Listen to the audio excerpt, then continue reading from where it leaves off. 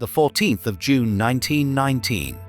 On this quiet field near St. John's, Newfoundland, aviation history was about to be made.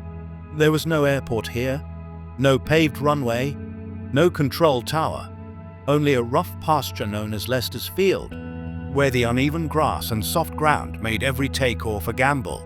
The aircraft was a specially modified Vickers Vimy, originally designed as a First World War heavy bomber.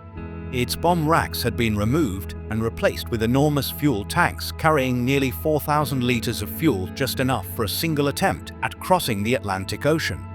Powered by two Rolls-Royce Eagle 8 engines producing a combined 720 horsepower, the aircraft weighed over 5 tons at takeoff. The long takeoff roll lasted more than a minute. Every meter mattered, as the heavily loaded Vimy slowly gathered speed across the rough grass. It barely lifted clear of the ground before climbing away over Newfoundland. On board were pilot Captain John Alcock and navigator Lieutenant Arthur Whitten Brown, beginning a journey no one had ever completed before, a non-stop flight across the Atlantic. For more than 16 hours, the Vimy battled the North Atlantic.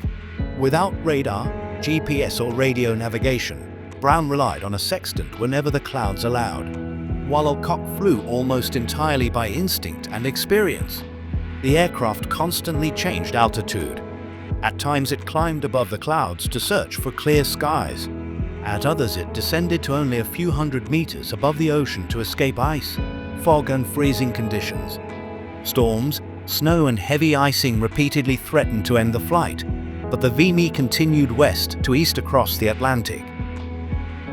On the morning of the 15th of June 1919, Ireland finally emerged through the mist.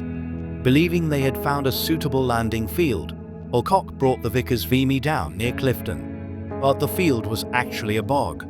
The wheels sank into the soft peat, and the aircraft tipped onto its nose. Both men walked away unharmed.